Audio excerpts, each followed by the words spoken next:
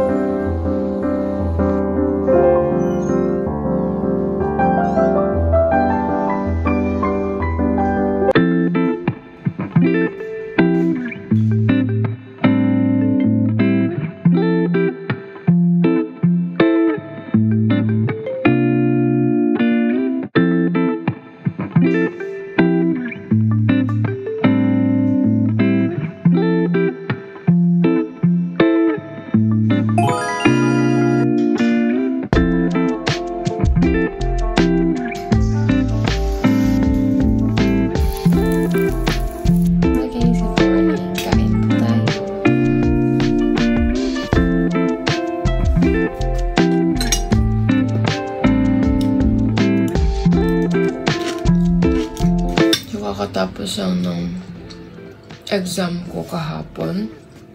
Then, meron ulit tomorrow. So, ngayon is vacant ko. Ngayon din is nakaschedule ako sa dental clinic.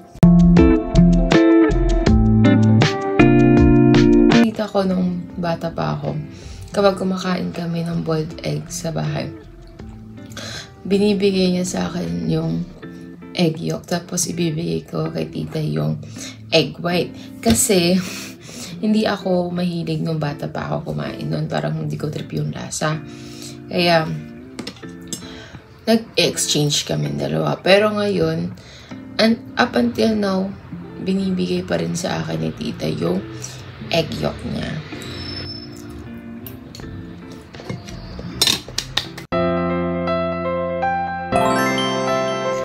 Guys, good morning again. And ayan, get ready with me. Dahil later on, pupunta na tayo sa dental clinic ni Doc sa My Good Berry. So habang nag-skincare ako, get ready with me tayo. Sasabihin ko sa inyo kung bakit ako pupunta sa dental clinic. Kasi mostly, di ba kapag pupunta sa dental clinic, magpapa-cleaning, pasta, bunot, and braces, orthodontics. Ngayon, ang gagawin nila sa akin is i-check nila yung ngipin ko and kakabitan tayo ng braces for the second time. Yes, opo. Tama po kayo narinig, second time ko na pong makakabitan ng braces ngayon dahil yung first ko is parang hindi siya gumana sa akin. Ewan ko ba, kasi nung bago tanggalin, okay na siya. Itang ngipin ko, nakikita niya, di ba visible siya? Yan. Yung ngipin kong yan, yung pagitan, is medyo konti lang siya compared sa dati nung pinagawa ko. So, nag-close na yung gap. Kasi, may biggest insecurities talaga is yung ngipin ko eh. Nagkaroon ako ng confidence na ngumiti nung nag-close na yung gap niya.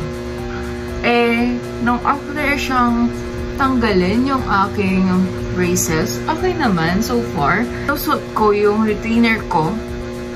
Pinadala kasi sa akin lang yung retainer kasi sa hometown ko pa nanggaling yung retainers ko kasi doon ako nagpa-brace talaga, hindi dito sa Baguio. Yun nga, pinadala nila 1 week yung nakalipas bago maipadala kasi ginagawa pa, ganito ganyan.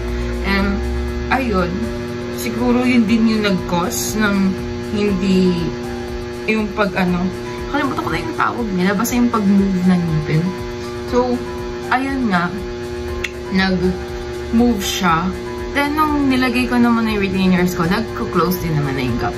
Pero habang tumatagal, parang 1 month or 2 months, ganon, napansin kong, yung parang, nag-move talaga siya. So, nilapit ko sa kanila yun. Then, sabi nila, baka normal lang daw yun. Tignan ko pa.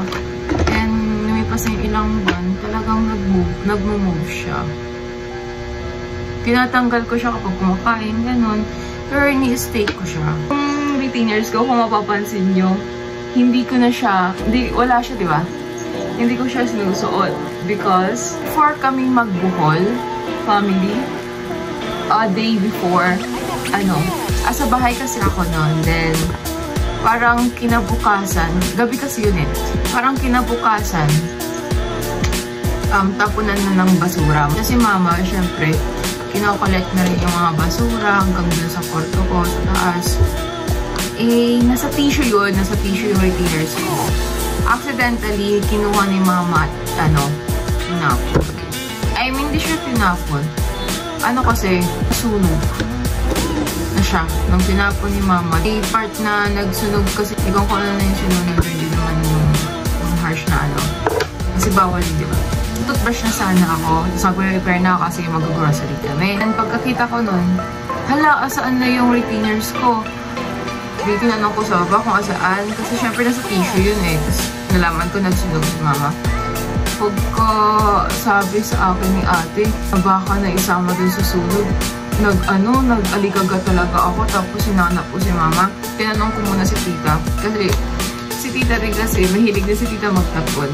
Nakakalat. Alam kasi ni tita na retainers ko yun, kaya hindi niya yung tatapon. Si mama kasi hindi niya lang alam. Ay, retainers ko yun. Pero alam ni mama na nilalagay ko sa tissue yung retainers kasi naiwan ko yung lalagyanan ko dito sa Baguio. Then, ayun na nga. Nung tinanong ko si tita, hindi daw si tita. Sabi yung tita, tanongin ko si mama. Tinanong ko si mama, ano oras na? O kaya ako nag-rap kasi malapit ng oras. So, nung tinanong ko nga si mama, sabi ni mama, naitapon niya daw, naisunog. Nagulat ako dun na ako nag-start na umiyak. Ikaw ba naman, sinong hindi iiyak sa 7,000, biglang nawala ng bulak? Diba? Ewan ko if blessing in disguise yung nasunog yung retainers ko. Kasi may papaayos ko siya ulit. Pero kasi dagdag gastos eh. Pero wala na sana akong balak ipaayos ulit. Kung may retainers pa ako. Punta tayo sa sa clinic dito. Hanapin ko pa yung clinic niya mamaya kasi hindi ko pa kapisado. Pero sa may lang naman, sa may town lang naman. Malapit lang siya sa may market. Ayun sa Google Map. Kaya madali lang yun mahanap.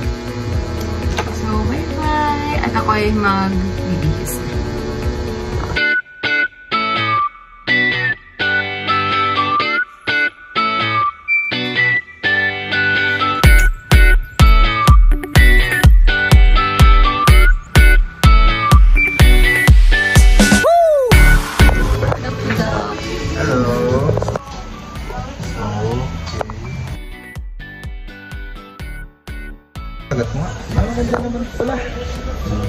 Kailan last natanggal? 1 year ago. Bakit natanggal? Kaya mo na? Hindi po. Pinatanggal na po. Okay na daw po. Pero nung na po, parang 1 month na bumabalik po siya kahit nakasuot po ako na retainers. Shucks, parang kailangan natin i-whitening pa. Nag-whitening ka after braces? Maputi ka pa kasi. Nag-yellow siya. Kailangan mag-whitening. Ikaw na nagtanggal? Hindi po. Nabunot na wisdom tooth mo? Wala po akong wisdom tooth. Wala ka pang wisdom tooth? Nagpa-x-ray ka ba? Dati. Sabi ng dentist mo, wala kang wisdom tooth. Wala kang wisdom. Grabe na kung walang wisdom yan. Pa-x-ray ka na lang. Kailangan na, baka yun yung isang dahilan kung bakit, lalo na hindi na binulot yung mga wisdom tooth mo. Ipupush niya kasi. Ilang taong ka na? 20. Yun lang. 18 to 22 years old kasi tubo yan. Kapag tinanggal din nila ng 1 year, hindi mga para ba? Upper lower sa? Oo. Whitening ko ata muna. Maputi siya. May yellow na ito niya. Kailangan.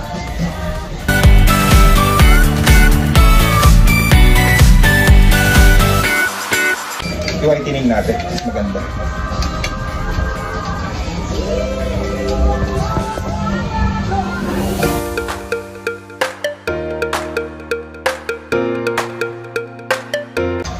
First time mo magpa-whitening. Ay, sorry. Whitening kita, hindi ko nasabi. Ito lang pag-whitening pala, bawal ka muna ng mga color food ng 24 hours. Okay lang sa'yo? Or ma-coffee ka? Yun.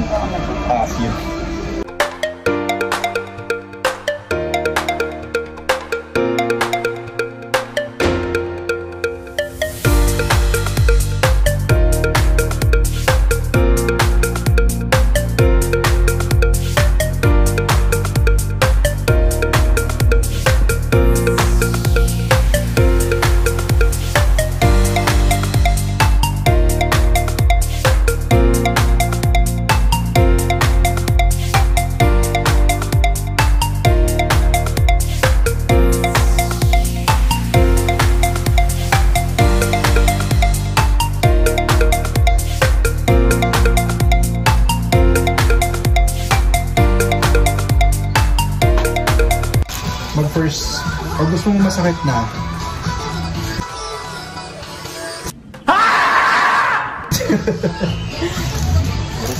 Sanay ka naman nata masaktan eh. Opo, ay. Sige, number 16 mo.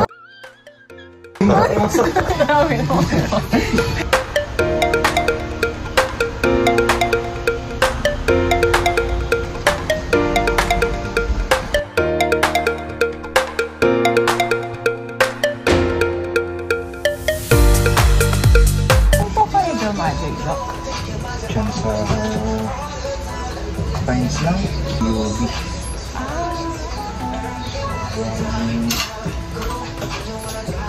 Matagal sa UOB eh. Ay, oo eh.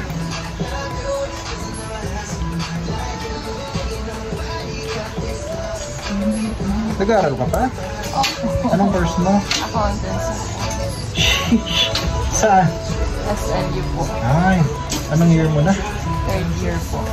Akala ko, pwede pang mag-transfer. Huwag na po. Diretsong MA talaga na. Oo. MA? Ay, CPA? Opo.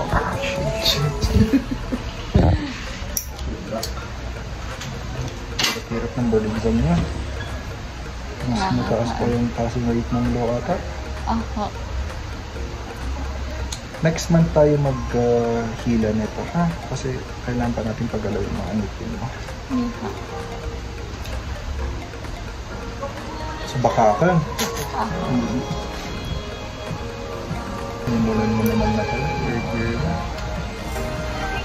Tapos maglolo ka pa. Hindi na po.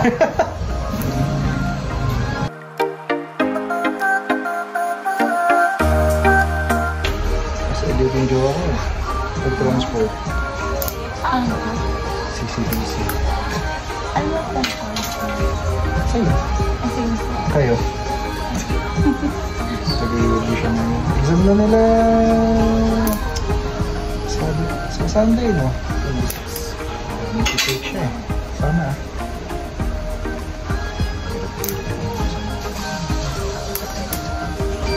Ay, gargle ka na.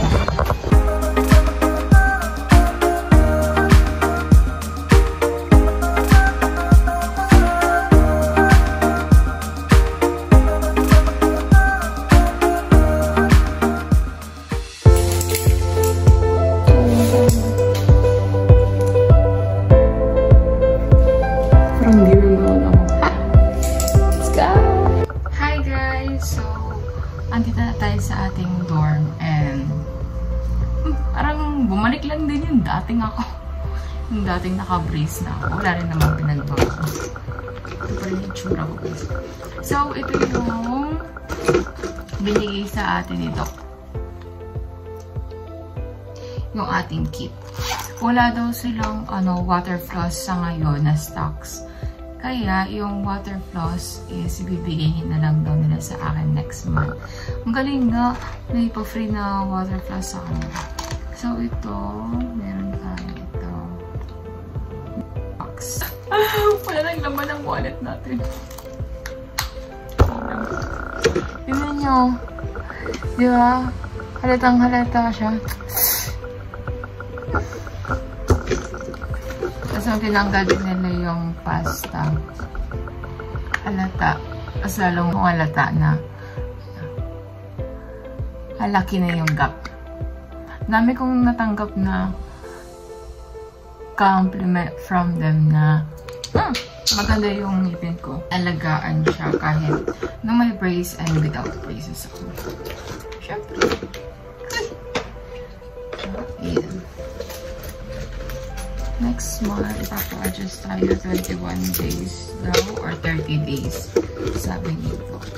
Bago ako magbabay.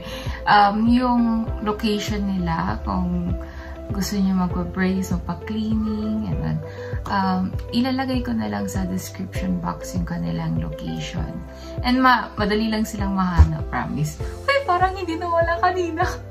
So, kanina kasi late na rin ako, parang around 5 to 10 minutes na late ako sa kanila. Kasi hinahanap ko kung saan yung pwesto nila. Hindi ako nag-taxi kasi sa may market lang naman din sila. Kaya sabi ko, baka mahanap ko din kaagad. Mating ako medyo late na. Tapos, nahanap ko guys. Hindi ko mahanap yung pala katapat ko na. Katapat ko na pala yun. So, yun lang. Lagay ko na lang sa description box yung kanilang exact location. Bye! Kala ko bukas ka pa. Saka na mapansin? Makakatuloy ko.